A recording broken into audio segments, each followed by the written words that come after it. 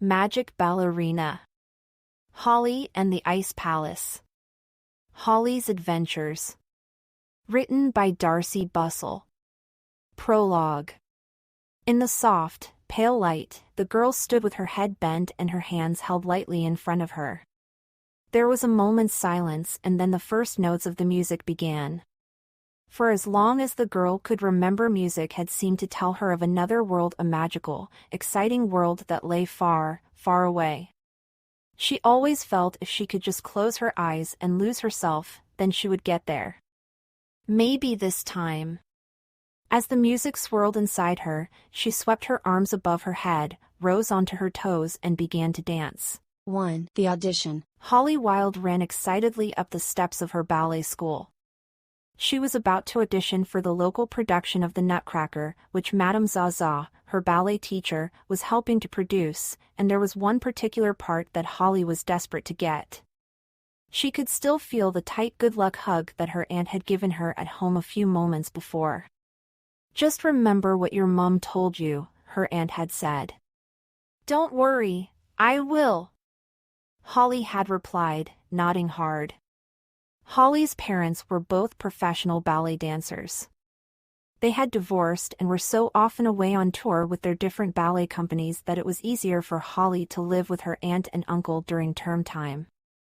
Holly really missed her mom, but whenever she felt sad, she reminded herself that they had two big things connecting them.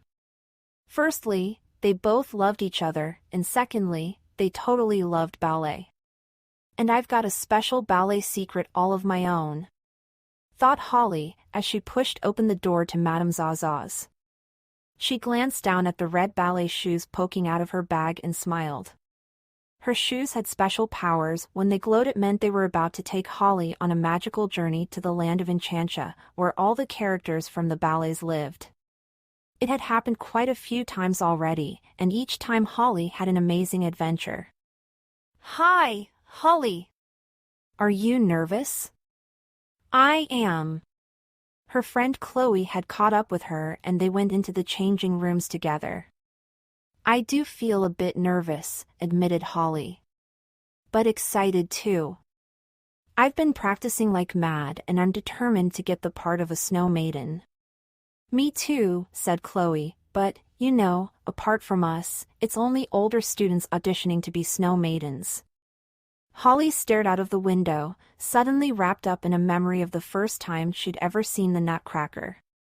Her mom had taken her to the theater when she was only 5, and she could still remember the magic thrill inside her at the sight of the prince and Clara, traveling through the land of snow in a glittering magic sleigh on their way to the land of sweets. But the snow maidens were even more magical than Clara and the prince. They had seemed to float around the stage like the softest snowflakes as they danced. Holly sighed at the lovely memory as she broke out of her daydream, then began to put on her silver-white tutu over her pale tights. "Mom said the waltz of the snowflakes is very difficult," Holly told her friend. "She said it's important to listen to the music really carefully." Chloe nodded, and the two girls warmed up until they were called into the studio. "This is it," whispered Chloe, going in first. "Good luck," mouthed Holly. Then she gasped as she followed Chloe through the door. It was as though the studio had been transformed into the land of snow, with glistening scenery. Across one wall was a backdrop of icy silver and blue, covered with bright white snowflakes like stars. In a flash, Holly felt herself transported back to the theater where she'd seen the Nutcracker all those years ago. "I'm going to make you proud, Mom," she said to herself, lifting her chin and feeling determination rush through her as she walked to her place.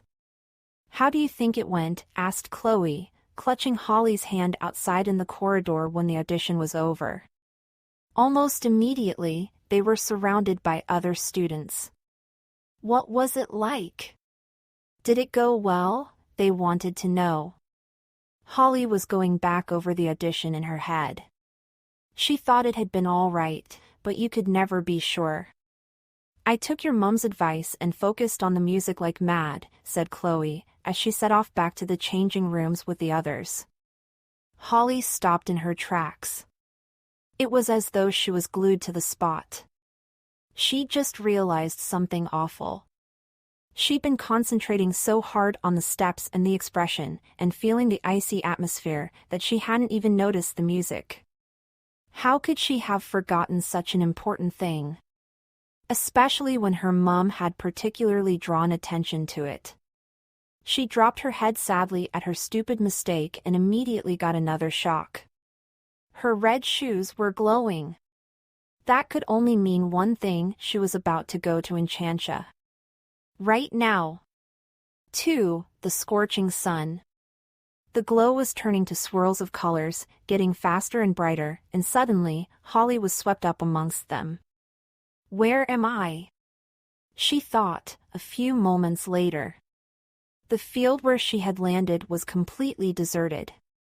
There weren't even any trees in it, which was a shame, because the sun was beating down furiously and Holly was dying for a bit of shade. Her friend the white cat was nowhere to be seen either, but he'd arrive at any moment, she was sure. He usually did. I hope he gets here soon, thought Holly, as the heat started to make her feel a bit faint. Thank goodness she was still in her snow maiden outfit or she'd boil over. Even the grass was wilting and beginning to turn brown. Just when Holly thought she'd melt if she didn't find some shade, a familiar voice sounded just behind her. Hello! Hello! The white cat was leaping towards her. Holly could tell he was happy to see her, but it was also clear he was anxious about something. Oh, cat, she said, shaking his paw gently. Sorry, too hot for hugs. Whatever's going on? Big problem, said the white cat, fanning himself with his tail. Terrible magic afoot. Holly knew that the shoes only brought her to Enchantia if there was something the matter, and wondered what on earth could be making her friend sound so worked up. You see that palace up on the hill over there? He went on, a bit breathlessly. Holly followed his gaze. She could just make out the most enormous building surrounded by snow clouds, far in the distance. That is the home of King Rat, explained the white cat. Holly turned sharply at the sound of the name. She had heard of an evil King Rat from the Nutcracker. He set his army of mice onto the Nutcracker Prince, didn't he? She said. The white cat nodded. Those mouse guards of his are very fierce, with saber swords and lashing tails. And King Rat himself is really disliked here in Enchantia. He doesn't like dancing, you see, so he's forever spoiling things for us. Holly's eyes widened as she looked back at the hill in the distance. And that's where he lives? Well, said the white cat. He actually lived in a gray stone castle until recently. But he is so vain and selfish, and absolutely has to have whatever he wants. So his latest evil trick has been to capture the magic powers of the Winter Fairy from Cinderella and use them to transform his castle into an ice palace. Holly was shocked. I've met the Winter Fairy, she said. And the Summer Fairy too. They were at the christening of Cinderella's little baby, Pearl, weren't they? That's right, said the white cat, nodding. Then his anxious look returned. The trouble is, he went on, wiping his forehead with his paw, it is the joint powers of the Winter Fairy and the Summer Fairy that control the temperature and the seasons in Enchantia. Now that the Winter Fairy's powers have been snatched away, the Summer Fairy's powers have taken over. The whole land can hardly breathe, it's so hot. The two sets of powers balance each other out, you see. That's just the way it works. Holly had been trying to take in all that the white cat was saying, but it wasn't easy when she felt as though she was about to faint from the heat. We have to get the Winter Fairy's powers back, she said, trying to sound stronger than she felt. We must go to the Ice Palace immediately. Her friend nodded. You're absolutely right. But his anxious expression quickly returned. We mustn't get too close, though. You've no idea how strong King Rat's powers are, especially in his own territory. I'll magic us to somewhere nearby, just to be safe. Holly nodded and watched as her friend drew a circle with his tail, swishing it through the long dry grass. Then she stepped inside the circle. The last thing she saw of the field was a cloud